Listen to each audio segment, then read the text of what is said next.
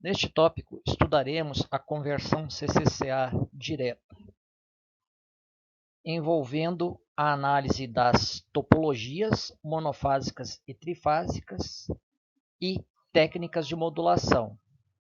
Serão estudados inversores de baixa frequência e alta frequência. Vamos começar o estudo introduzindo alguns conceitos importantes referentes a harmônicas. E vamos lembrar que qualquer sinal periódico pode ser descrito em termos de uma série de senos e cossenos por meio do teorema de Fourier, resultando assim na chamada série de Fourier.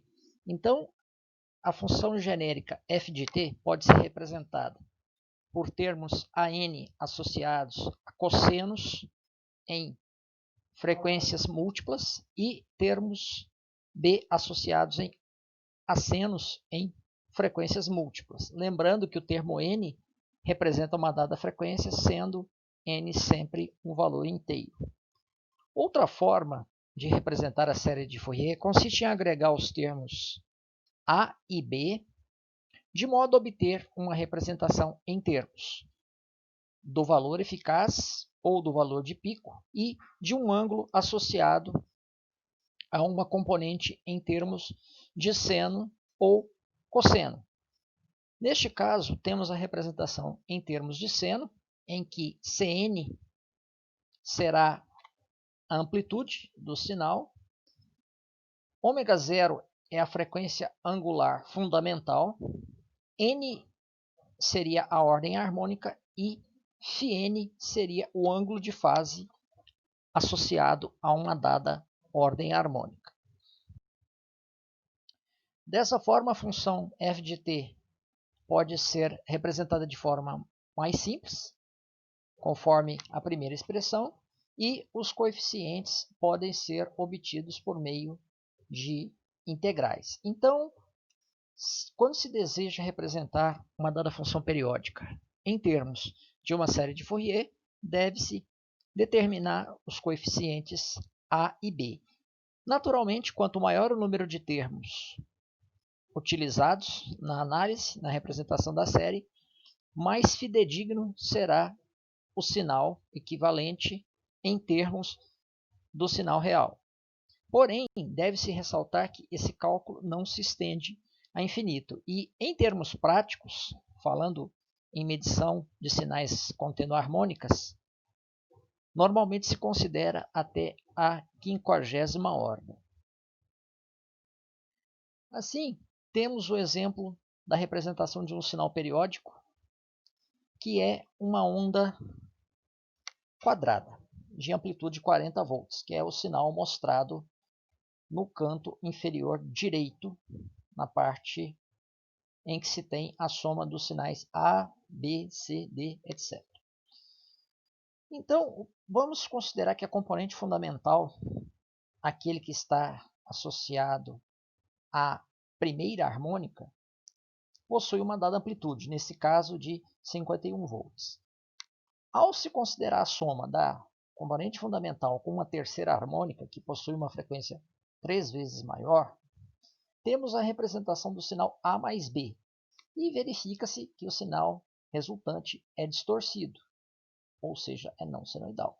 Quando se soma o sinal A mais B com o sinal C, que corresponde à quinta harmônica, com frequência 5 vezes maior que da componente fundamental, o sinal A mais B mais C resulta e é mais distorcido que o sinal anterior. Considerando agora a soma das componentes de primeira, terceira e quinta ordens, com uma componente de sétima ordem, ou seja, uma sétima harmônica, o sinal torna-se mais distorcido do que os anteriores, é claro, mas verifica-se que ele passa a assumir um formato mais próximo da onda quadrada original, que é mostrado na parte inferior dos gráficos desse slide. Então, quanto mais componentes forem adicionadas, mais fidedigno será o sinal resultante da soma dos termos em frequências distintas. Vamos recordar algumas definições associadas a quantidades de potência e fator de potência em condições de operação puramente senoidais, em que tanto tensão quanto corrente são livres de harmônicas, contendo apenas a frequência fundamental. A tensão de alimentação é considerada na referência com ângulo de fase zero, ao passo que a corrente possui um dado ângulo de fase φ, que pode ser nulo, maior que zero ou menor que zero, dependendo da natureza da carga. Multiplicando-se então tensão pela corrente instantânea, obtemos a potência instantânea, que, por sua vez, pode ser representada em termos de duas componentes. A primeira componente é chamada de potência ativa e é aquela associada à realização de trabalho, e a segunda componente é a potência reativa, que está associada à existência de campo elétrico ou magnético, dependendo se a carga contém indutor ou um capacitor também que compõe o conjunto. Assim, o fator de potência, de forma geral, em qualquer situação, sempre é definido de forma genérica como a relação entre a potência ativa e a potência aparente. Mas, neste caso particular, o fator de potência simplesmente é a defasagem angular entre a tensão e a corrente. Então, se a corrente estiver atrasada da tensão, a carga é indutiva. Se a corrente estiver adiantada em relação à tensão, a carga é capacitiva. Se corrente e tensão estiverem em fase, naturalmente a carga será resistiva. Assim, temos que a potência aparente é uma composição fasorial da potência ativa P e da potência reativa Q, resultando no chamado triângulo de potências, em que o ângulo φ justamente é aquele ângulo interno ao triângulo que está associado ao cateto P e a hipotenusa S. Mas e quando houver harmônicas no sistema elétrico? Como devemos proceder?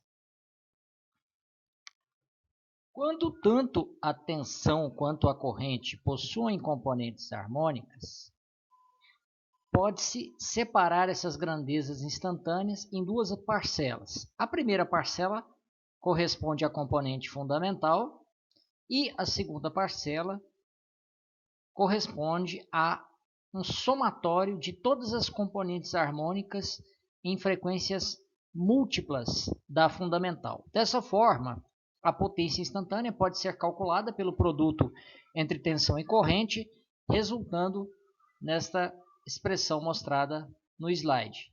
Constata-se que há não apenas produtos entre termos de mesma ordem, como é o caso do primeiro e do segundo termo, em que se tem o produto da tensão e corrente fundamental, mas também há produtos, vamos dizer assim, cruzados entre a componente fundamental da tensão e uma dada harmônica de corrente, produto entre uma dada harmônica de tensão e a componente fundamental da corrente, e produto entre harmônicas de tensão e de corrente. Dessa forma, a potência instantânea passa a possuir agora três componentes. A primeira, a potência ativa, que corresponde ao produto entre tensão eficaz, corrente eficaz e cosseno do ângulo entre essas duas grandezas, para uma dada ordem que varia de 1 a infinito, sendo então resultante do somatório de todas as componentes do espectro harmônico. A potência reativa, que de forma análoga compreende o produto entre valor eficaz da tensão, valor eficaz da corrente e o seno do ângulo entre essas duas grandezas. E a potência distorcida, que denota a presença de harmônicas e corresponde ao produto de todos os outros termos que foram mostrados anteriormente. Deve-se ressaltar que apenas a parcela da potência ativa associada ao produto da tensão e corrente fundamentais é capaz de gerar trabalho elétrico, ou seja, apenas essa parcela corresponde à potência útil. Isso porque as cargas que operam em condição de tensão alternada são geralmente projetadas para trabalhar com uma frequência fixa, via de regra, a frequência fundamental de 50 ou 60 Hz, como é o caso, por exemplo, de motores e transformadores. Nesse slide, temos uma definição importante, que é o fator de crista e corresponde à relação entre o máximo valor instantâneo que a corrente pode assumir e o seu respectivo valor eficaz. Deve-se ressaltar que o valor eficaz de uma dada tensão ou corrente contendo harmônicas corresponde à raiz quadrada do somatório de valores eficazes de todas as componentes harmônicas. Temos então dois sinais, um sinal bastante distorcido, sinal 1, e um outro sinal que é puramente senoidal, sinal 2. E nestas condições, utilizando um multímetro ou um osciloscópio, é possível medir o valor eficaz dessas duas formas de onda de corrente como sendo de 1,86 amperes aproximadamente. Porém, o valor de pico da forma de onda 1 é de 7,45 amperes, ao passo que a forma de onda 2, senoidal, tem um valor de pico de 2,63 amperes. Constata-se então que para a condição puramente senoidal, o fator de crista é de 1,414 e no caso da carga não linear, o fator de crista é de 4, ou seja, muito maior do que a raiz quadrada de 2, que é justamente igual a 1,414, e dessa forma, correntes, ainda que tenham valores eficazes pequenos, se possuírem elevado fator de crista, podem provocar a atuação indevida de dispositivos de proteção, como disjuntores. Como foi anteriormente mencionado, o valor eficaz total de uma forma de onda instantânea de tensão ocorrente contendo harmônicas é igual à raiz quadrada do somatório de valores eficazes de todas as harmônicas, desde a componente fundamental para a ordem igual a 1 até a última componente harmônica considerada no cálculo. Tipicamente, considera-se até a 50ª ordem, obtendo-se uma boa precisão em termos do valor total. Nesse ponto, define-se uma grandeza importante, que é a distorção harmônica total, ou Total Harmonic Distortion, a sigla THD, que pode ser aplicada à tensão ou à corrente. Dessa forma, a distorção harmônica total pode ser entendida como o somatório dos valores eficazes apenas das componentes harmônicas, dividido pelo valor eficaz da componente fundamental, extraindo-se a raiz quadrada desta razão. Então, se tivermos um sinal puramente senoidal, não há componentes harmônicas, portanto, os termos do numerador, nos dois casos da distorção harmônica total da tensão e da corrente, serão nulos e assim o valor final será zero. Porém, quanto maior a distorção harmônica, mais distorcido é um dado sinal e menos senoidal ele será. Vamos agora considerar um caso particular em que a tensão seja puramente senoidal e a corrente seja distorcida. Situação essa em que temos uma carga não linear conectada ao sistema elétrico de potência, por exemplo. Assim, a potência ativa útil será aquela associada apenas à componente fundamental, ou seja, o produto entre tensão eficaz, corrente eficaz e cosseno do ângulo entre essas duas grandezas. A potência aparente será o produto da tensão eficaz fundamental pelo valor eficaz total da corrente que contém harmônicas. Define-se aqui φ1 como sendo o ângulo do fator de potência de deslocamento, que é o deslocamento entre a componente fundamental da corrente e a tensão. Como foi anteriormente mencionado, o fator de potência pode ser calculado de forma genérica como a relação entre a potência ativa e a potência aparente. Nesse caso, tem-se uma situação particular em que o fator de potência é dado pela relação entre o cosseno do fator de deslocamento, raiz quadrada de 1 mais a distorção harmônica total ao quadrado. Aqui se constata que, quanto maior a distorção harmônica da corrente, menor o fator de potência. E nessa situação, o fator de potência não mais é simplesmente a defasagem entre as formas de onda de tensão e corrente. Tem-se, então, essa definição como sendo do parâmetro denominado fator de potência real. E este termo é utilizado em instrumentos de medição capazes de medir componentes harmônicas, associado por vezes à menção do termo true RMS, ou seja, valor RMS ou valor eficaz verdadeiro.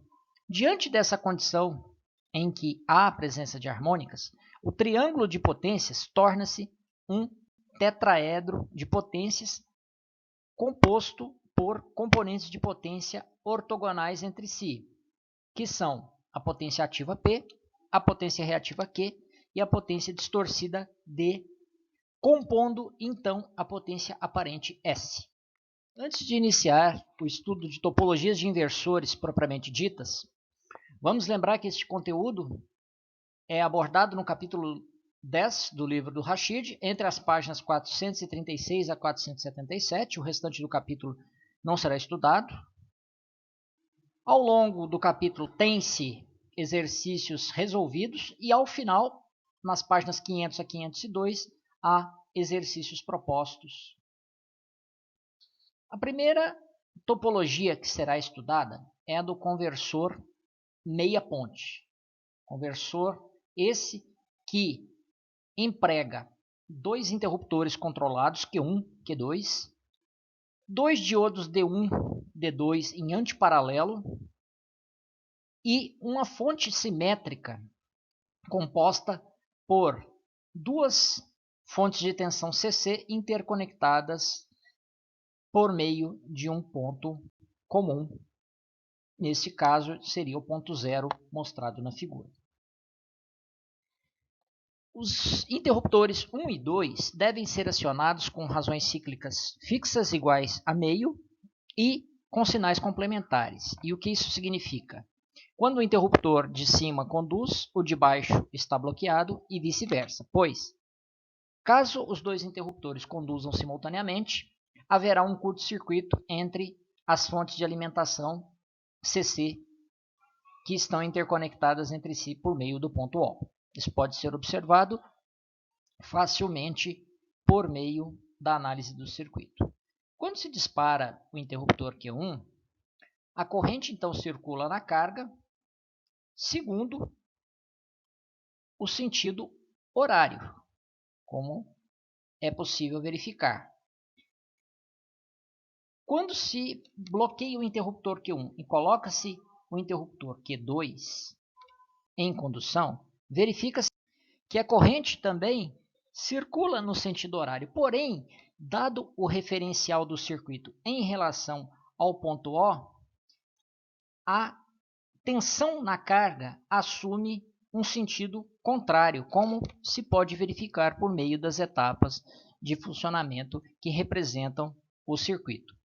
Então, na primeira etapa, temos uma tensão mais Vs sobre 2 aplicado à carga, e na segunda etapa, temos uma tensão menos Vs sobre 2 aplicada à carga. Desse modo, a forma de onda da tensão na carga resistiva é, na verdade, uma forma de onda de tensão alternada, ou seja, ela passa por valores positivos e negativos e apresenta um valor médio nulo. Além disso, constata-se que a forma de onda da tensão não é senoidal, mas sim uma forma de onda quadrada. E essa forma de onda quadrada contém harmônicas e uma componente fundamental. E, considerando que, em termos práticos, a maioria das cargas é acionada com formas de onda de tensão senoidais, teremos uma distorção harmônica elevada para o caso dessa tensão que, associada a uma carga, provocará o surgimento de uma corrente distorcida, de qualquer modo, sendo ela linear ou não linear. Para calcular o valor eficaz total da tensão de saída, é necessário integrar a forma de onda ao longo do seu período, considerando a definição para o cálculo desse valor. Chega-se então à conclusão que o valor eficaz total da tensão de saída, que corresponde a uma onda quadrada, é igual à tensão de uma das fontes de alimentação. De forma geral, pode-se afirmar que uma forma de onda quadrada genérica de amplitude V possuirá um valor eficaz total justamente igual a essa amplitude, independentemente da frequência que estiver associada ao sinal. A forma de onda quadrada, então, pode ser representada por meio da seguinte série de Fourier, em que se constata que as componentes harmônicas pares são nulas. Então, o valor de n é válido apenas para ordens harmônicas ímpares. No caso da componente fundamental, que corresponde à frequência de 50 a 60 Hz, em termos de sistemas CA convencionais, tem-se que seu valor eficaz total é apenas 45% da tensão total de alimentação correspondente à soma das tensões das duas fontes de entrada CC. Quando o inversor meia ponte alimenta uma carga resistiva, os diodos D1 e D2 não têm função. Porém, quando essa carga passa a ser indutiva, os diodos devem ser utilizados para fornecer um caminho para desmagnetização do indutor associado à carga RL. Então, primeiramente, vamos adotar o acionamento dos interruptores 1 e 2 de modo complementar, um acionado no semiciclo positivo e 2 acionado no semiciclo negativo. Tem-se então que a forma de onda da tensão de saída nessa situação continuará sendo quadrada, porém a forma de onda da corrente dependerá dos valores da resistência e da indutância associados à associação série. No caso de um indutor muito grande, a forma de onda da corrente tenderá a uma reta. Para indutâncias pequenas, a forma de onda da corrente se assemelhará à mesma forma de onda da tensão, ou seja, terá um aspecto predominantemente quadrado. Porém, deve-se ressaltar que, no caso de um circuito RL, o comportamento dessa corrente está associado a uma variação exponencial. Então, nessa condição em que a carga é RL, temos 4 etapas de funcionamento. Quando o interruptor 1 é bloqueado, embora ele esteja habilitado a conduzir a corrente, graças ao fato de a tensão do indutor promover a polarização do diodo D1, esse será o sentido adotado para a corrente. Então, inicialmente a corrente se encontra negativa. Depois que a tensão no indutor muda de sinal novamente, temos a capacidade de condução do interruptor Q1, que já estava comandado a conduzir desde a etapa anterior. Na transição do semiciclo positivo para o negativo, considerando como referência a tensão de saída, a mesma coisa vai acontecer com o diodo D2. Então, o seu sentido de circulação, que é unidirecional, predomina em relação ao caso do interruptor Q2, sendo que desta forma a corrente circulará por esse elemento. Quando a tensão no indutor mudar de sinal, então a corrente passará a circular pelo interruptor Q2 e o diodo D2 será bloqueado. Novamente, como havia sido mencionado, a forma de onda da tensão de saída é quadrada. Então, seu valor eficaz total é correspondente ao valor de uma das tensões de alimentação, ou seja, Vs sobre 2, cuja série de Fourier é exatamente igual àquela representada anteriormente. Dividindo-se essa série de Fourier pela impedância R mais J N ômega L, em que N ômega L é a reatância indutiva, que varia para cada frequência harmônica, tem-se essa expressão correspondente à corrente instantânea de saída ou corrente instantânea de carga. Deve-se ressaltar que, para cada ordem harmônica, a reatância indutiva é diferente. E, além disso, para cada ordem harmônica, o ângulo da impedância será diferente, pois justamente o fator N variará, sendo que N é sempre ímpar. E abaixo temos o cálculo da potência útil de saída do inversor, que efetivamente corresponde apenas à componente fundamental da tensão, multiplicada pela componente fundamental da corrente e o ângulo entre essas duas grandezas. Devemos ressaltar, nesse ponto, que, em se tratando de uma carga do tipo RL, apenas parte da potência está associada à potência ativa, ou seja, relacionada à realização de trabalho elétrico, enquanto outra parcela está relacionada à potência reativa e à potência distorcida, porque nesse caso temos harmônicas existentes tanto na tensão quanto na corrente. Uma desvantagem do inversor meia ponte é a necessidade da conexão de duas fontes entre si por meio de um ponto médio, na configuração chamada fonte simétrica. Além disso, outra desvantagem é o fato da tensão de saída eficaz total ser igual à metade da tensão de entrada total, ou seja, a tensão de apenas uma das duas fontes.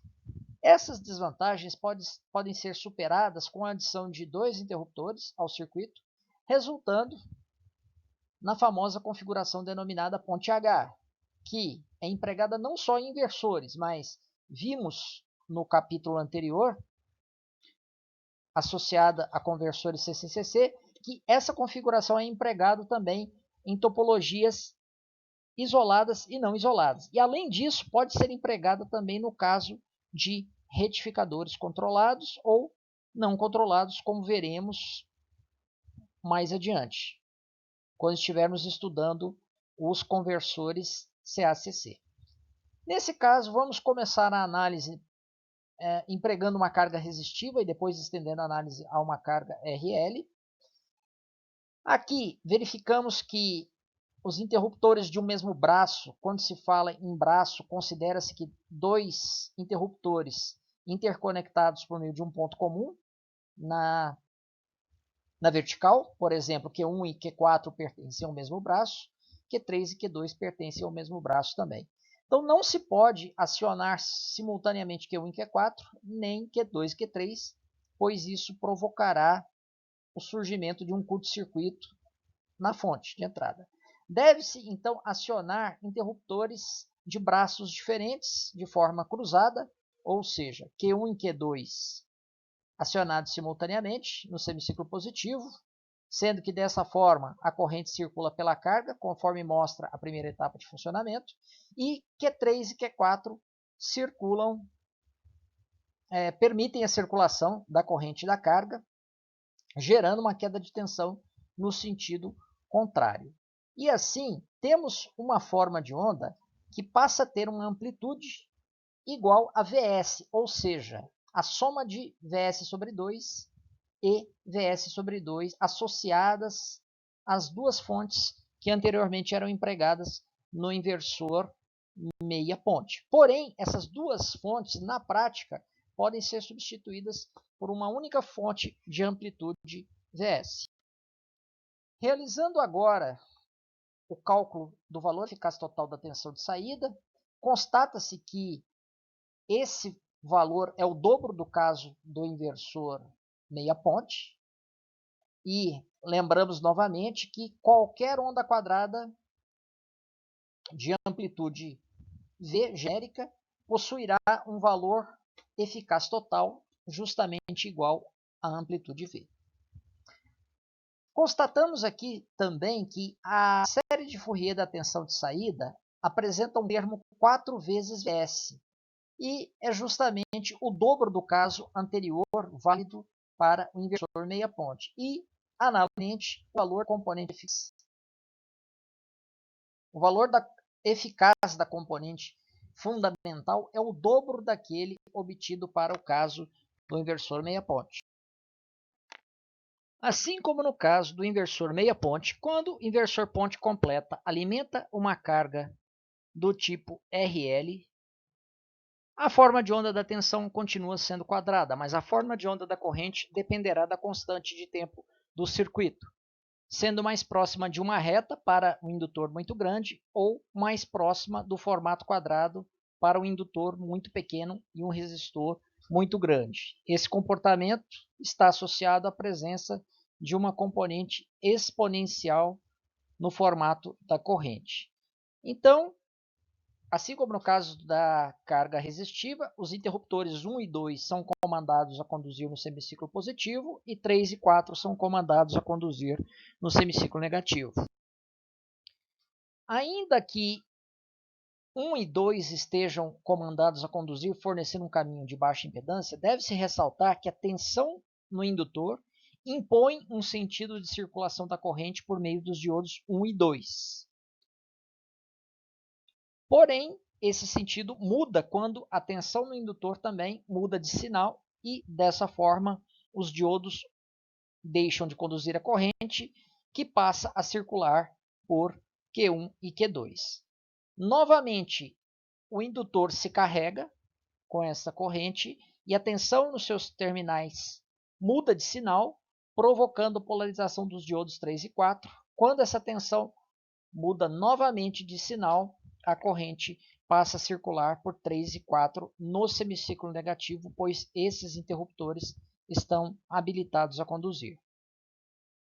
O valor da tensão eficaz total de saída é igual à tensão de entrada CC total. A mesma série de Fourier mostrada anteriormente pode ser empregada para representar a tensão de saída, que continua sendo quadrada. A corrente será igual à tensão dividido pela impedância R mais J N ômega L para cada ordem harmônica. Então, temos que dividir termo a termo da tensão pela impedância R mais JXL, que assume valor diferente para cada frequência harmônica. Lembramos que o valor de N está associado à ordem harmônica e, assim, a reatância indutiva, que varia com a frequência, também será alterada em cada caso. Ressaltamos ainda que o ângulo de fase associado a cada harmônica é variável de acordo com a ordem harmônica.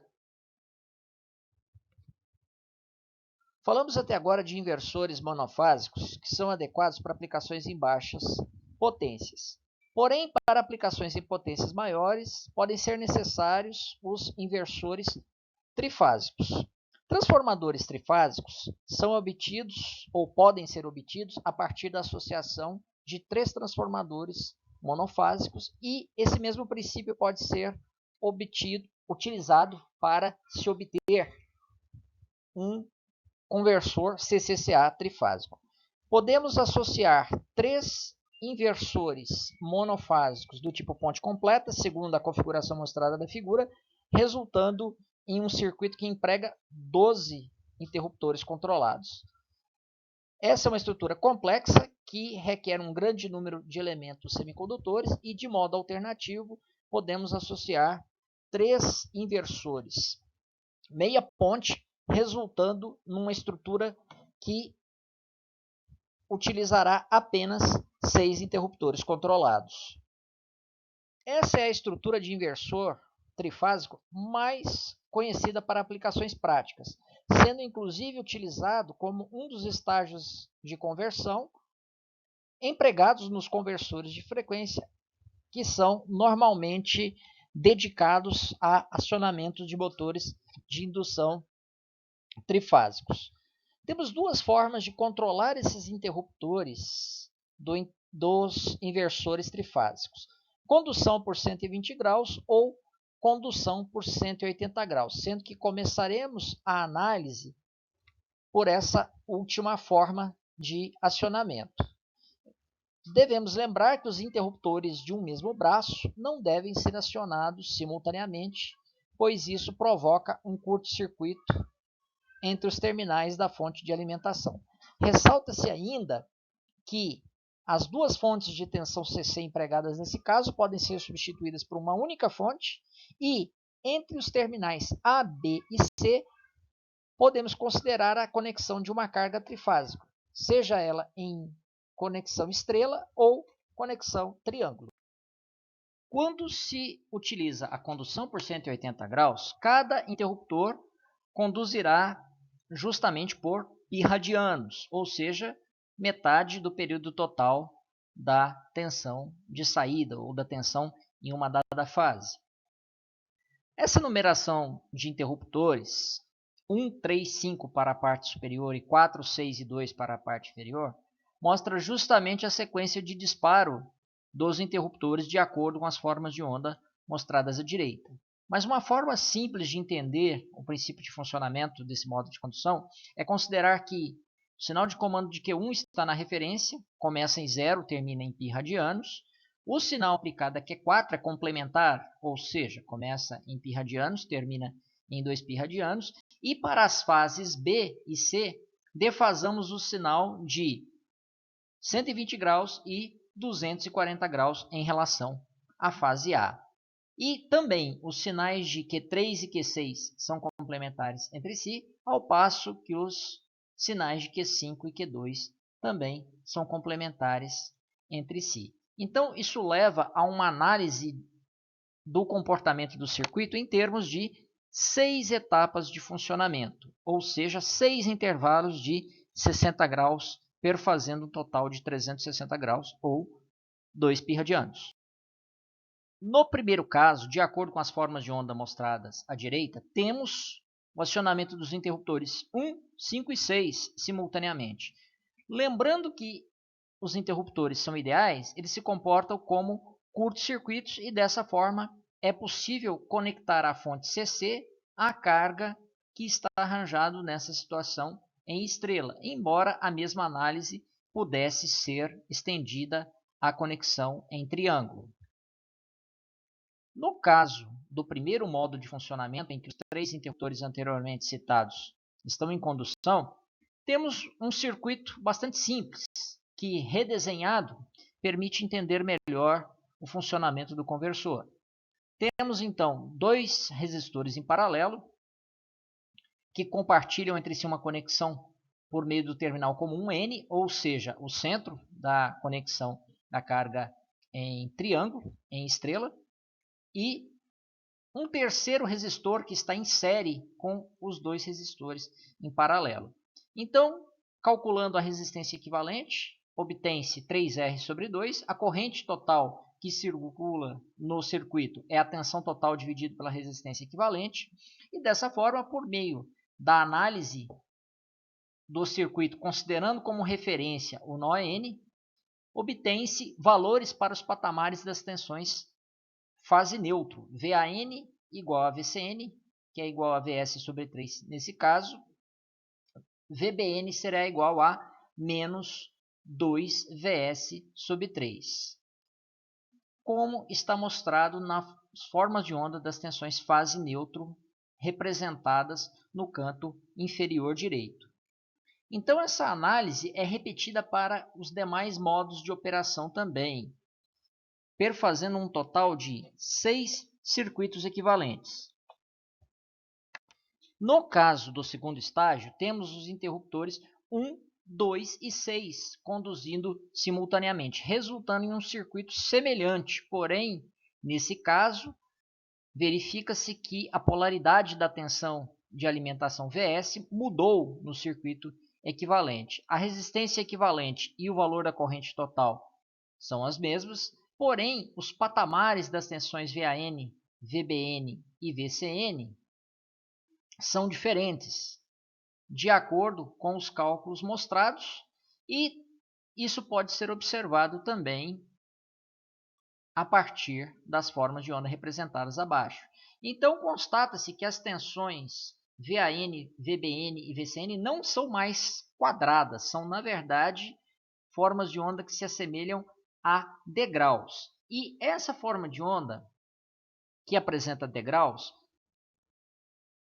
é mais próxima de uma senoide do que uma onda quadrada pura. Então, visualmente falando, pode-se esperar que o seu conteúdo harmônico seja menor que aquele da forma de onda dos inversores monofásicos mostrados anteriormente, que é uma forma de onda quadrada perfeita. As tensões fase-fase ou tensões de linha correspondem à diferença entre duas tensões fase neutro ou duas tensões de fase. Por exemplo, a tensão VAB é igual à tensão VAN menos a tensão VBN, e o mesmo se aplica às demais formas de onda. É possível representar essas tensões de linha em termos de séries de Fourier, representando nas expressões mostradas no slide.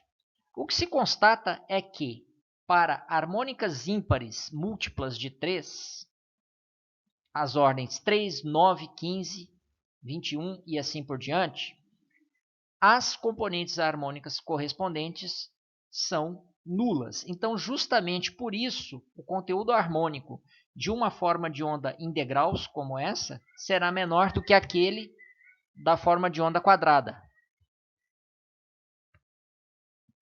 Aplicando-se a definição de valor eficaz à forma de onda de uma das tensões de linha, constata-se que seu valor eficaz total é maior que aquele do caso do inversor meia ponte e menor do que o caso de um inversor onda completa.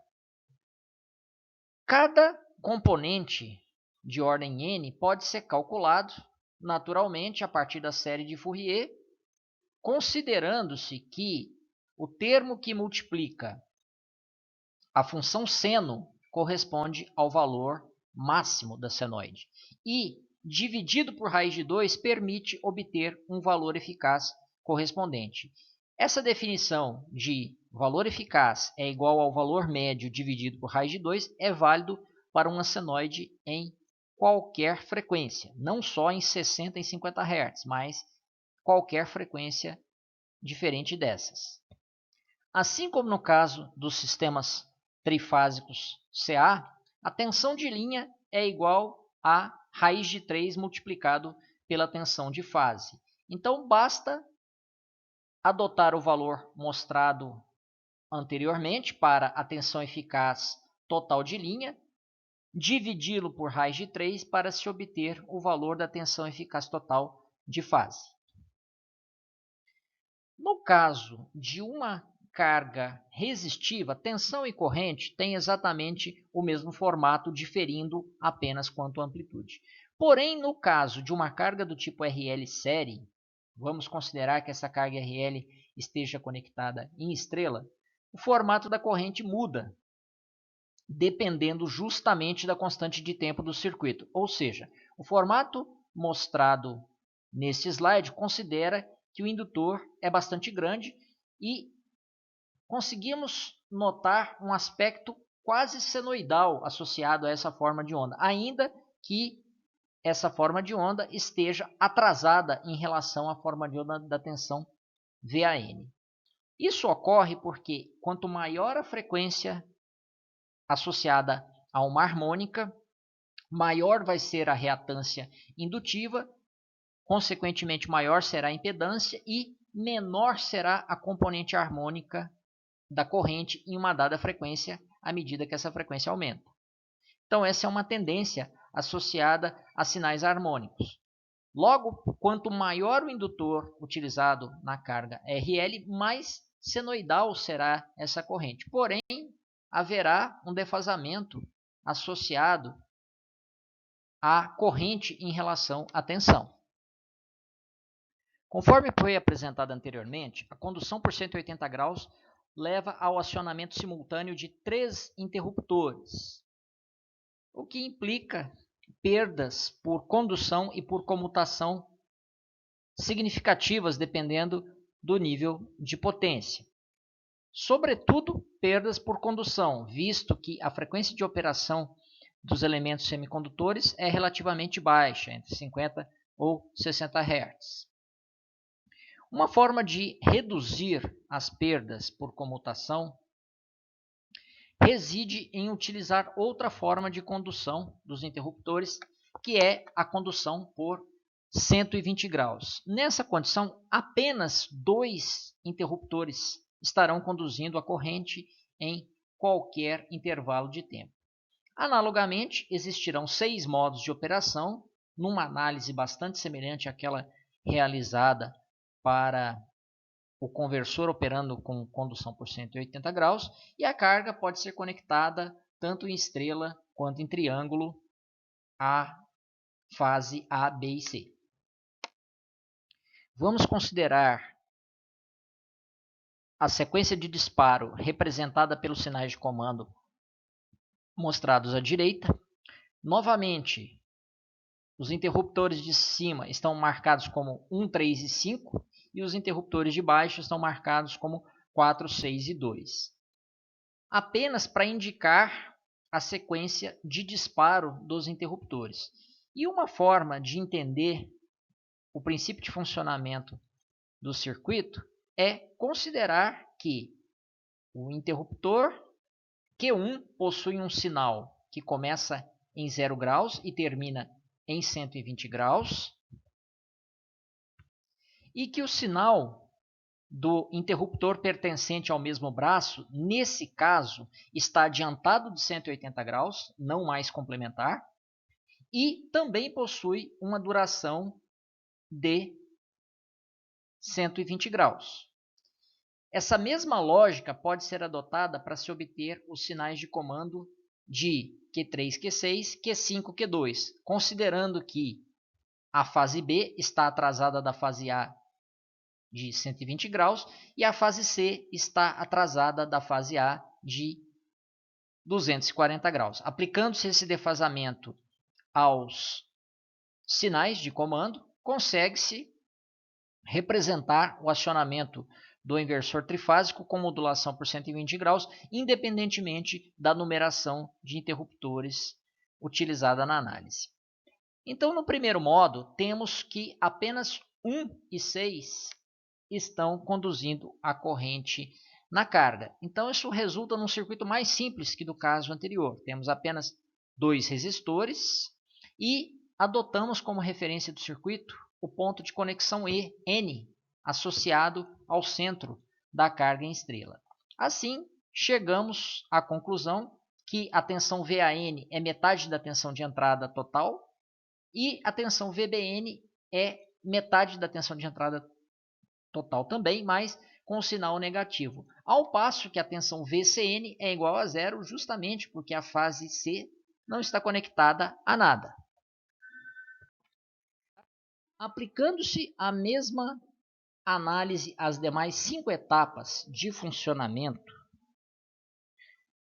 chegamos aos patamares que definem as formas de onda das tensões VAN, VBN e VCN. Então, fazendo a análise a cada intervalo de 60 graus, é possível calcular por meio da análise do circuito o valor equivalente da tensão fase neutro e assim desenhar as formas de onda mostradas à direita. Aplicando-se a série de Fourier a esses sinais periódicos, constata-se que também as formas de onda das tensões fase neutro, nesse caso, não possuem as componentes harmônicas ímpares múltiplas de 3, as ordens 3, 9, 15, 21 e assim por diante, levando a um conteúdo harmônico menor do que no caso da forma de onda de tensão retangular ou quadrada. E além disso, a tensão fase-fase ou a tensão de linha é igual a raiz de 3 multiplicado pela tensão fase neutro, assim como no caso do estudo dos sistemas trifásicos senoidais.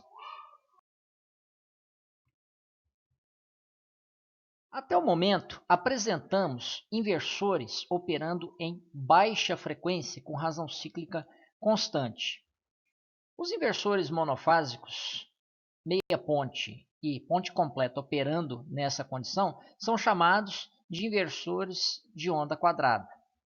A desvantagem desses inversores é apresentar um elevado conteúdo harmônico da tensão de saída, que é indesejável para uma série de aplicações.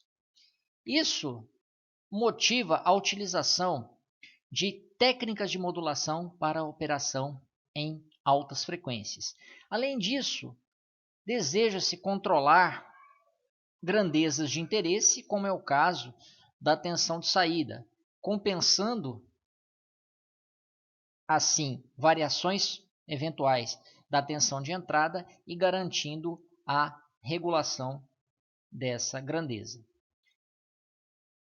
Uma outra preocupação específica do caso de acionamento de motores de indução trifásicos empregando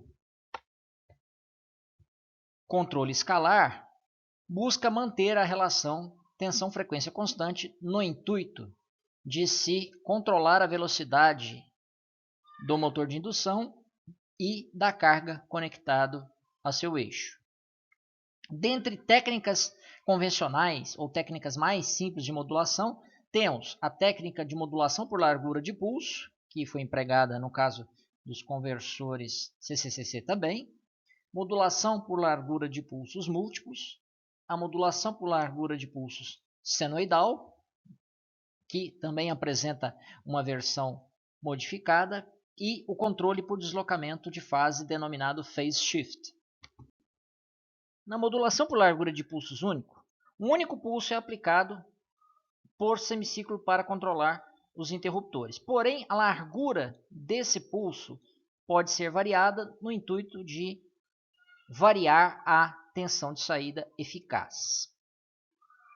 Em toda técnica de modulação, tem-se sempre um sinal de referência ou sinal modulante, que possui uma dada amplitude AR, e um sinal portador, que possui uma amplitude AC. Então, o sinal portador pode ser uma dente de serra ou pode ser uma forma de onda triangular, no caso de inversores, e deve-se ressaltar também que a frequência do sinal retangular ou do sinal modulante determinará a frequência fundamental da tensão de saída, ao passo que a frequência da onda triangular ou portadora sempre determinará a frequência de operação ou de comutação dos interruptores. E nesse ponto define-se o índice de modulação como sendo uma grandeza associada ao valor eficaz que a tensão de saída pode assumir. O índice de modulação, então, consiste em uma relação entre a amplitude da referência, ou amplitude do sinal modulante, e a amplitude da forma de onda portadora. Vemos aqui uma forma de onda retangular de referência comparado com uma portadora triangular. Variando-se a amplitude de AR de 0 até o valor máximo que pode ser igual a AC, varia-se assim a largura de pulso delta, que está associada também à largura do pulso que existe lá na tensão de saída. Então podemos chegar ao caso em que essa largura de pulso delta seja igual a 180 graus, tanto no semiciclo positivo quanto no semiciclo negativo, que resulta justamente no caso da forma de onda da tensão quadrada, que foi estudado no caso dos inversores meia ponte e ponte completa. Então, considerando uma forma de onda para um valor de delta genérico, pode-se empregar a definição de valor eficaz e constata-se que esse valor eficaz total efetivamente depende do valor de delta. E delta, naturalmente, está relacionado à amplitude da forma de onda retangular usada na comparação com a forma de onda triangular. E, observando atentamente a série de Fourier da tensão de saída, verifica-se que o parâmetro delta, largura do pulso, correspondente ao ângulo em radianos, também tem influência direta no conteúdo harmônico que existirá no sinal aplicado à carga. Apesar de ser possível controlar o valor eficaz da tensão de saída por meio do controle da largura do pulso, quando se emprega um único pulso associado à tensão de saída, o conteúdo harmônico ainda é elevado. Essa desvantagem pode ser parcialmente contornada empregando-se diversos pulsos para o acionamento dos interruptores, resultando assim numa redução da distorção harmônica total. E novamente, assim como em toda técnica de modulação, a frequência do sinal modulador representa a frequência fundamental da tensão de saída, ao passo que a frequência da forma de onda portadora, no caso, uma forma de onda triangular, determinará a frequência de comutação e também o número de pulsos por semiciclo nesse caso. É possível controlar o valor da tensão de saída por meio do índice de modulação, que é a amplitude da referência dividido pela amplitude da portadora. Assim, variando m de 0 a 1, essa largura de pulso pode variar também e, consequentemente, o valor da tensão de saída eficaz variará.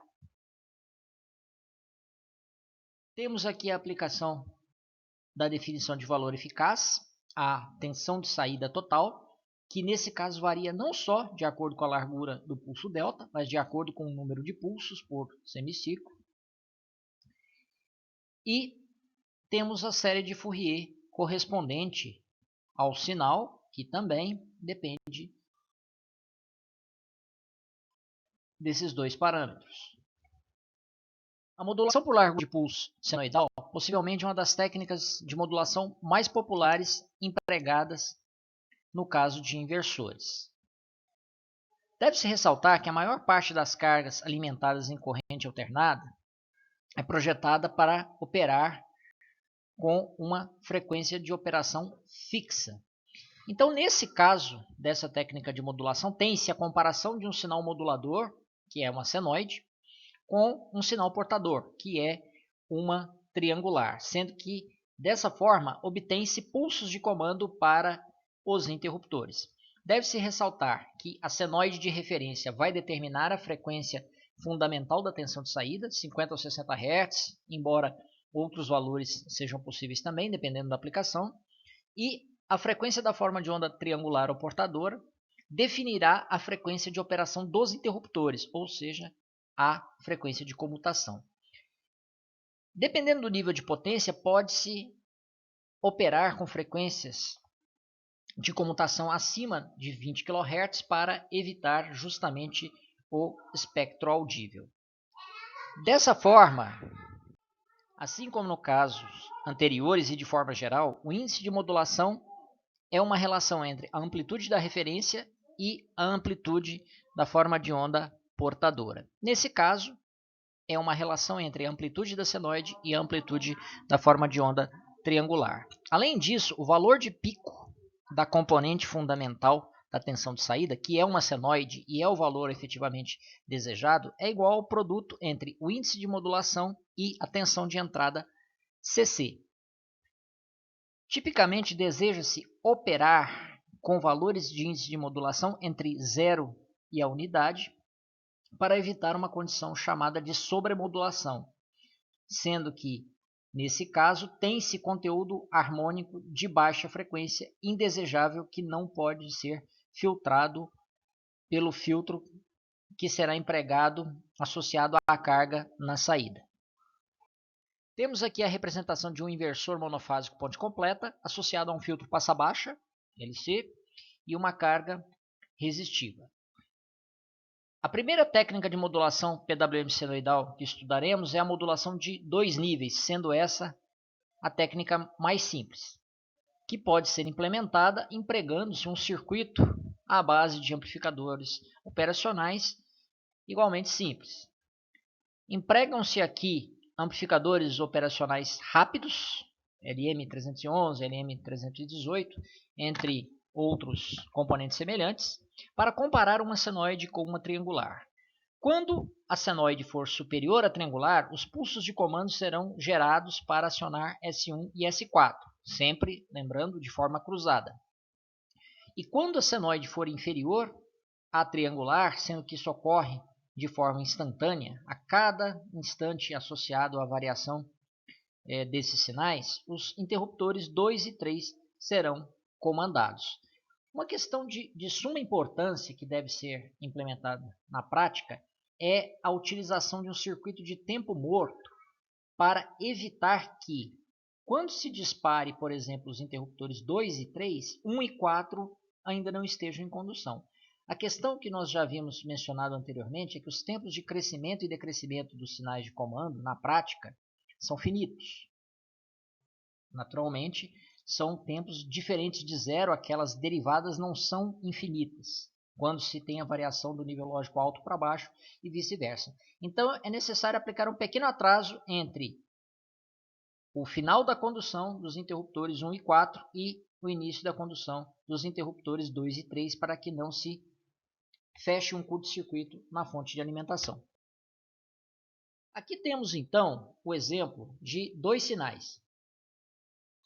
Um sinal modulador senoidal, de frequência de 60 Hz, por exemplo, e um sinal portador em alta frequência, sendo que, nesse caso, escolheu-se uma frequência que permitisse a visualização da obtenção dos sinais resultantes, pois, caso contrário, seria necessário aplicar um zoom em uma dada região para enxergar os pulsos resultantes da comparação entre a senoide e a triangular.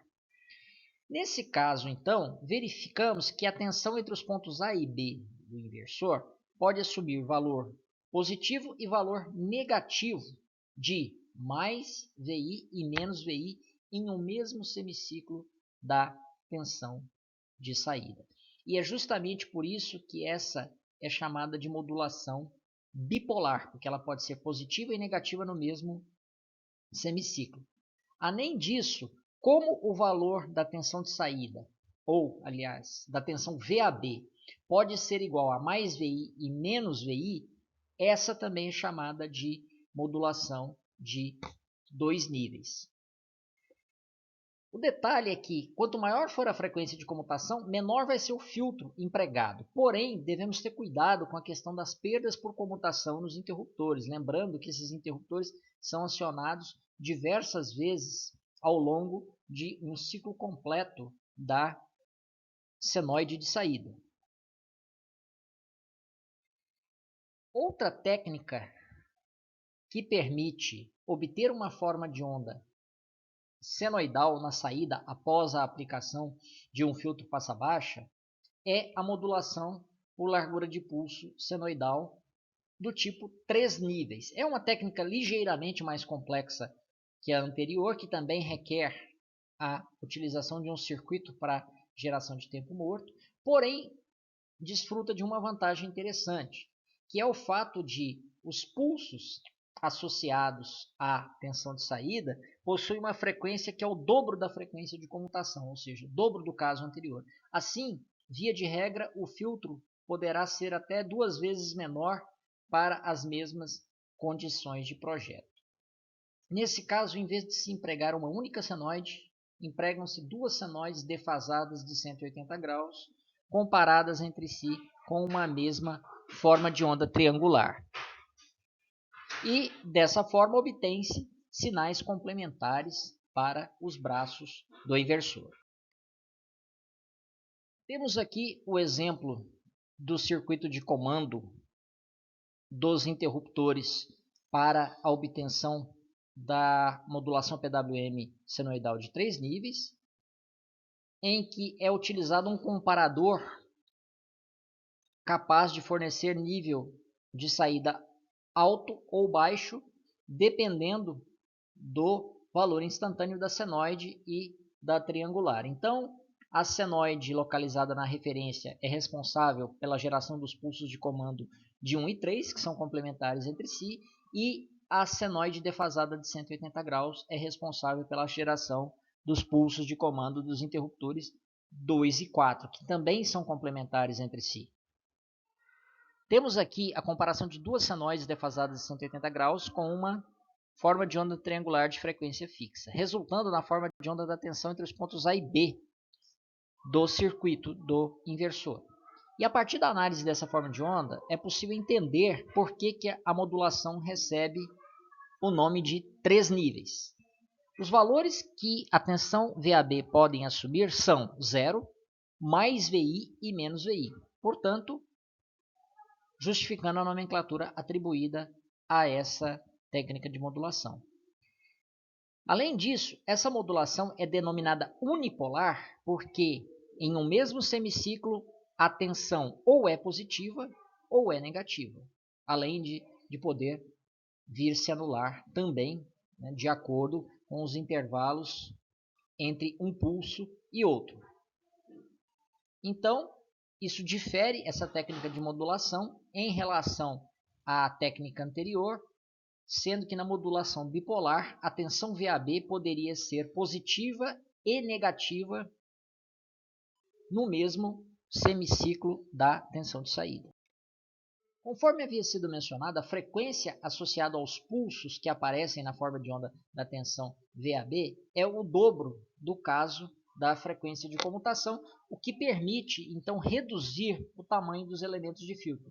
Via de regra, o tamanho do indutor e do capacitor empregados no filtro passa-baixa, que visa eliminar o conteúdo harmônico de alta frequência, permitindo obter basicamente a componente fundamental. E essa é a razão pelo qual se opera em alta frequência, porque é mais fácil eliminar o conteúdo harmônico de alta frequência do que o conteúdo harmônico de baixa frequência. Do contrário, os elementos de filtro seriam muito grandes, gerando não só a eliminação do conteúdo harmônico de baixa frequência, mas também a atenuação do sinal de saída em algumas circunstâncias. Quando se trabalha com a modulação PWM senoidal, o máximo valor de pico da componente fundamental da tensão de saída é igual à tensão de entrada CC, de forma a se evitar a operação na condição de sobremodulação. Porém, é possível modificar essa técnica de modo a permitir o disparo do interruptor ou dos interruptores em instantes pré-definidos e, desse modo, conseguir um desempenho melhorado em termos do aumento da componente fundamental e redução do conteúdo harmônico. É justamente a isso que se dedica a técnica SPWM modificada. E, além disso, como uma vantagem da utilização da técnica, tem-se a redução do número de comutações por ciclo da tensão de saída, o que naturalmente permite a redução das perdas por comutação. A modulação SPWM modificada é representada por meio dessa figura, sendo que a escolha dos ângulos de disparo de 60 e 120 graus se deve ao fato de que a largura dos pulsos em torno do valor de pico da senoide não varia, né, de forma significativa em função da variação do índice de modulação. Uma forma de se controlar o acionamento de vários inversores de modo simultâneo e obtendo assim uma tensão de saída com vários degraus, ou seja, vários níveis, e reduzido o conteúdo harmônico, pode ser obtido utilizando o controle por deslocamento de fase ou phase shift. Nesse caso, temos a utilização de dois inversores meia-ponte associados entre si para fornecer uma tensão de saída com valor eficaz maior e formato correspondente àquele do inversor ponte completa. Esse mesmo princípio pode ser empregado a um maior número de inversores conectados entre si. Então aqui consideramos um ângulo beta genérico entre os inversores meia-ponte e, desse modo, conseguimos obter uma tensão de saída com esse formato, cuja série de Fourier é representada em função do ângulo de atraso beta. E variando esse ângulo beta, consegue-se também variar o valor eficaz da tensão de saída. Lembrando que esse princípio se aplica a mais de dois inversores. Falamos até agora de técnicas de modulação para inversores monofásicos e recordamos a questão de que o inversor trifásico ele pode ser obtido a partir da associação de três inversores meia ponte ou três inversores ponte completa, defasando-se as estruturas entre si de 120 graus. E no caso de inversores trifásicos, podemos utilizar também a técnica de modulação PWM senoidal. Devemos considerar aqui, no inversor trifásico com 6 interruptores, os interruptores de um mesmo braço devem operar de forma complementar a não provocar um curto-circuito na fonte de alimentação. Então, nessa estrutura, temos agora, para cada uma das fases, uma senoide de referência.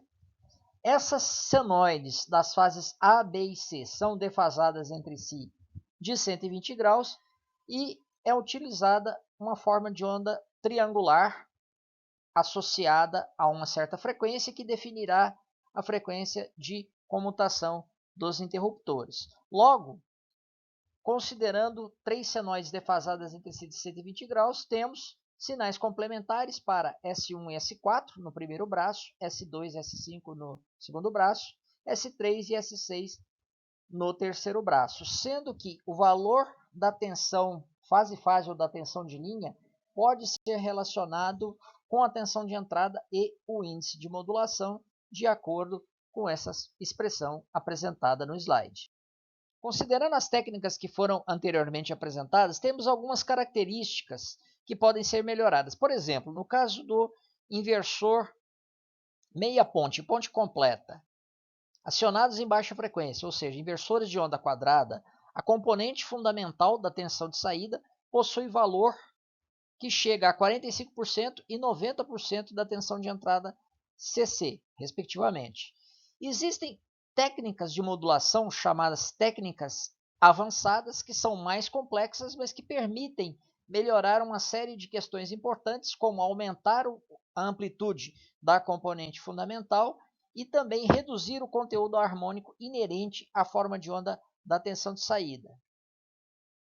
Como primeiro exemplo, temos a modulação trapezoidal, em que se compara não uma senoide como uma dente de serra, mas como o próprio nome diz, compara-se uma forma de onda trapezoidal com uma triangular, no intuito de obter os pulsos de comando para o interruptor.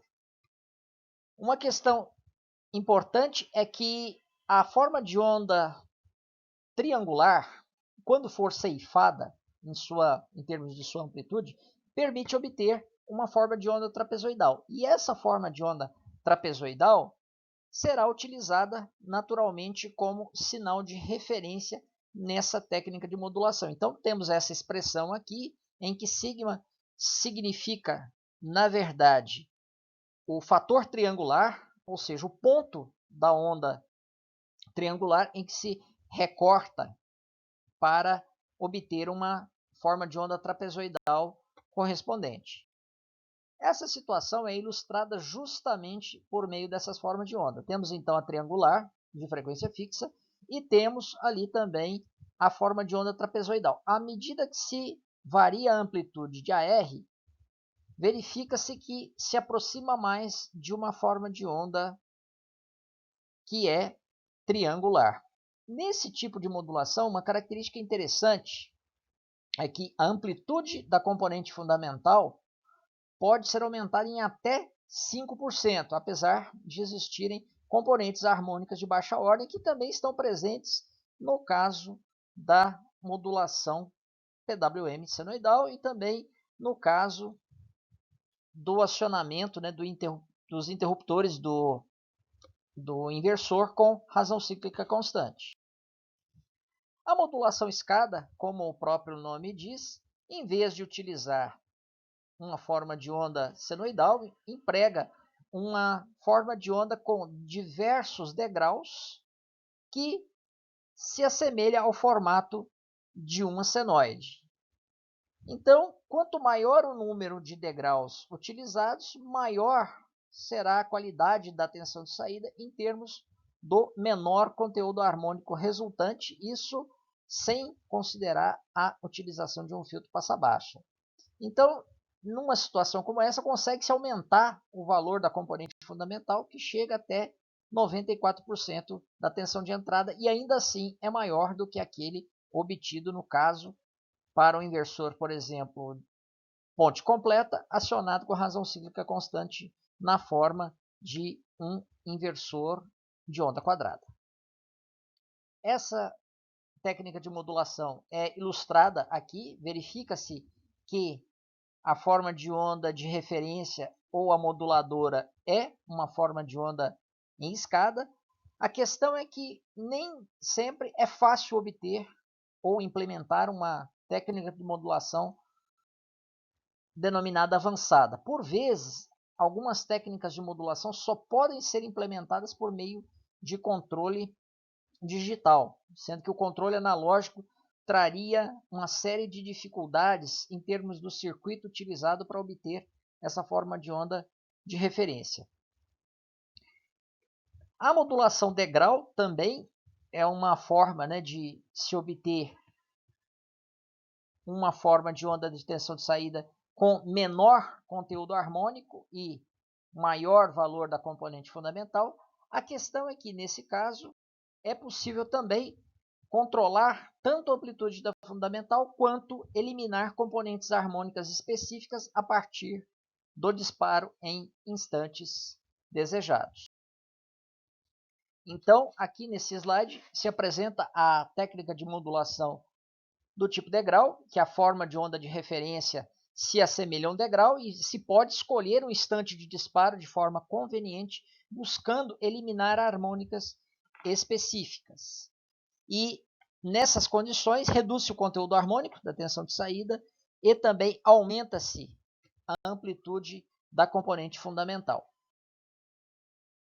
Uma forma de aumentar o valor da componente fundamental sem trabalhar na região de sobremodulação e ainda assim manter baixa distorção harmônica da tensão de saída reside em inserir harmônicas no sinal modulante, ou seja, em vez de trabalhar com uma senoide pura, insere-se uma terceira e uma nona harmônica de acordo com essa expressão instantânea.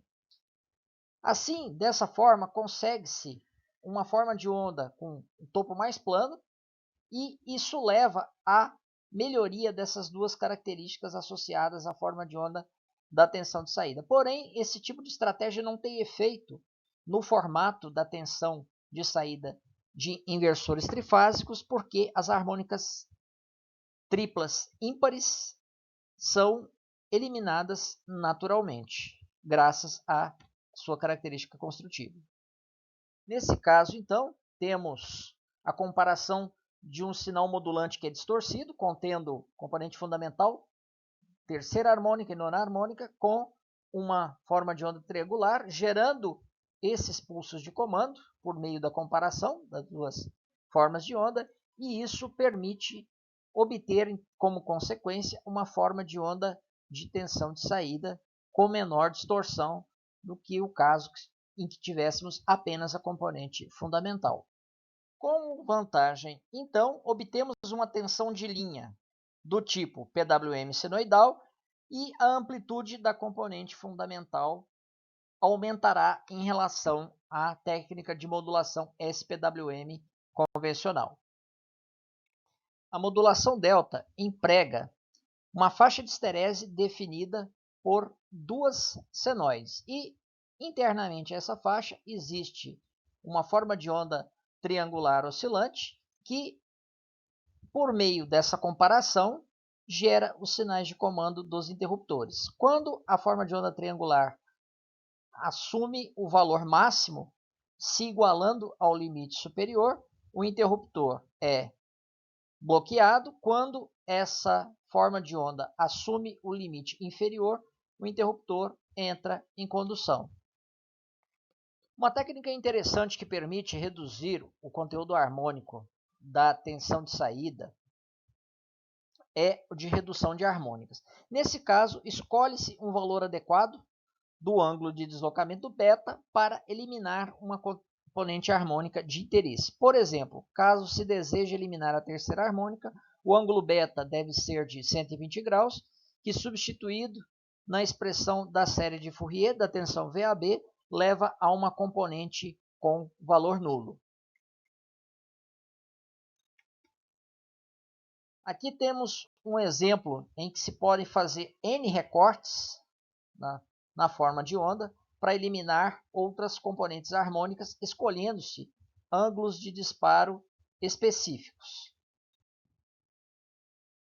Nesse slide mostramos a possibilidade de eliminar a terceira e a quinta harmônicas com recortes unipolares, o que quer dizer que os recortes são realizados uma única vez por semiciclo, uma vez no semiciclo positivo, a outra vez no semiciclo negativo, podendo-se demonstrar que esses valores para os ângulos de recorte levarão à eliminação das componentes de terceira e quinta ordem.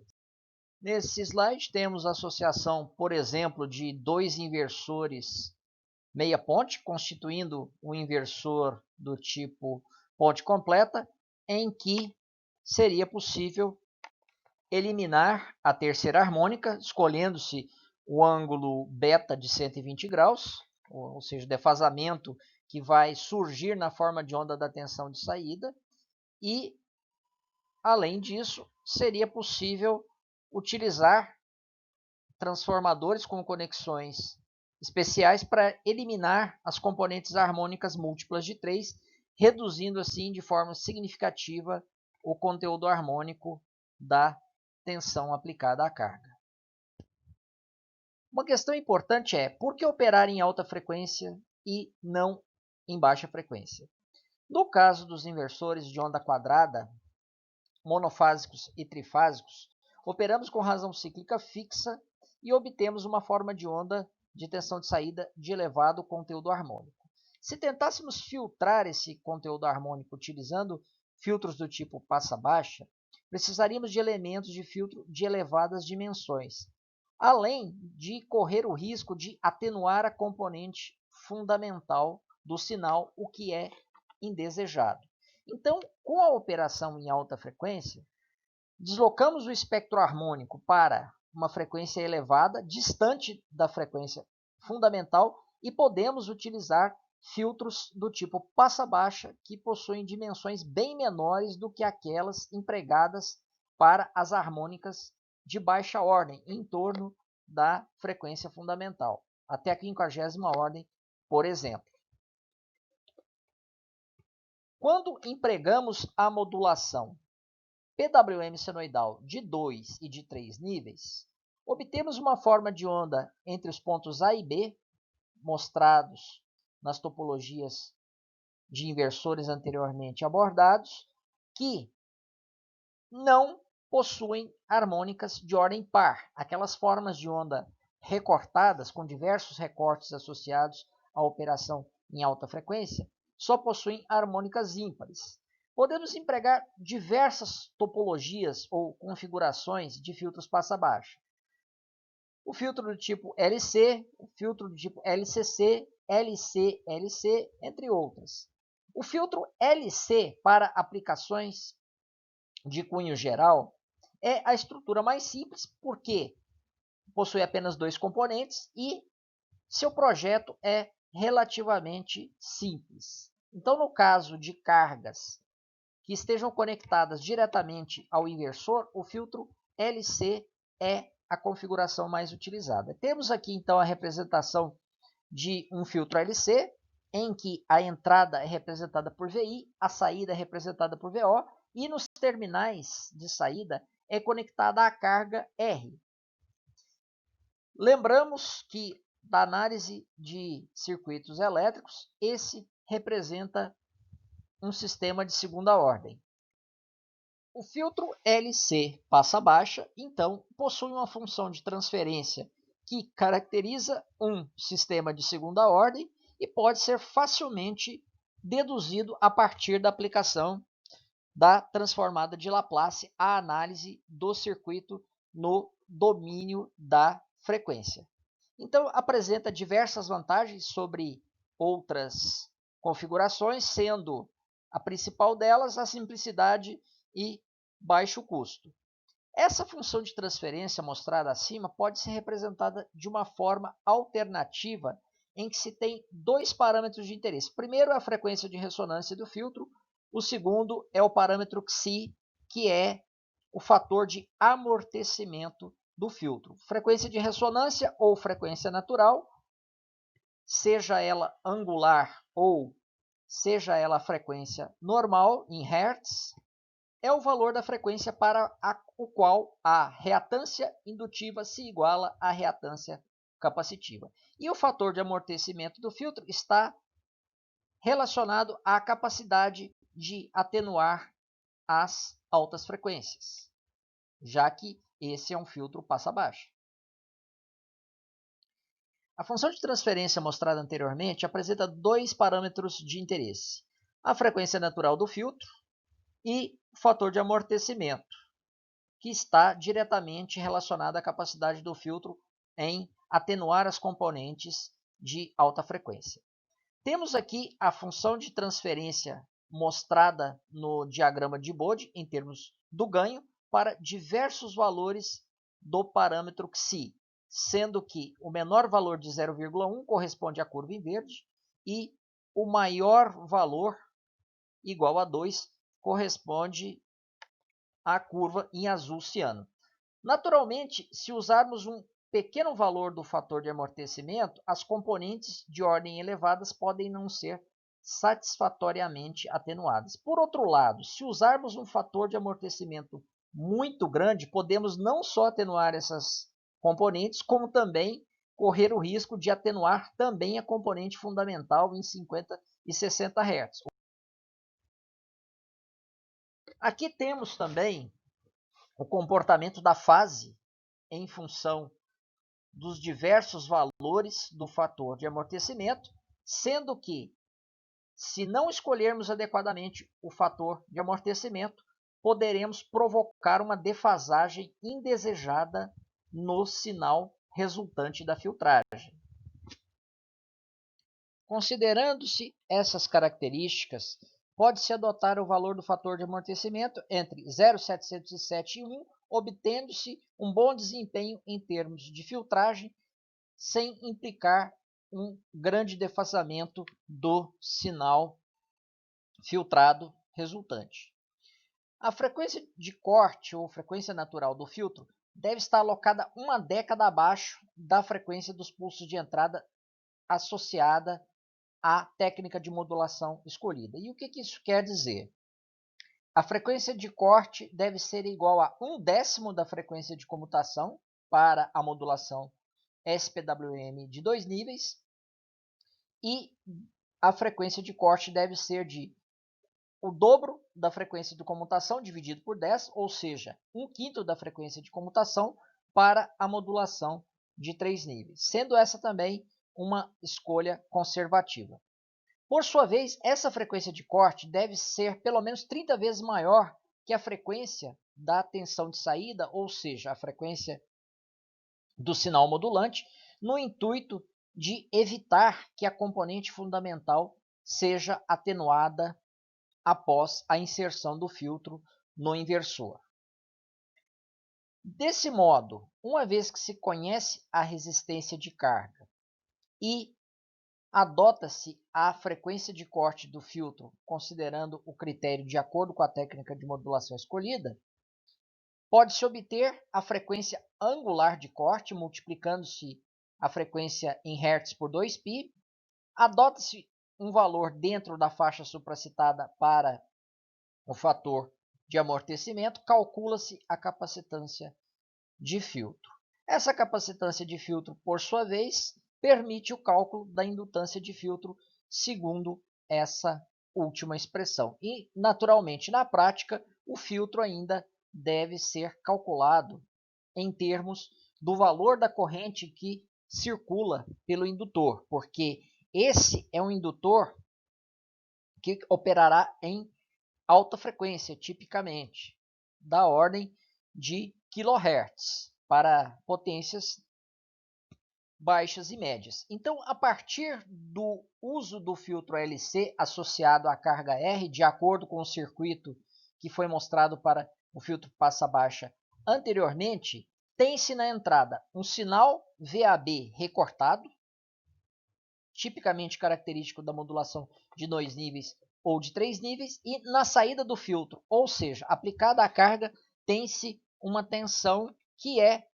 quase que puramente senoidal. Calculando-se a distorção harmônica total desse sinal para as primeiras 50 ordens, pode-se verificar se efetivamente o projeto do filtro foi concluído com sucesso.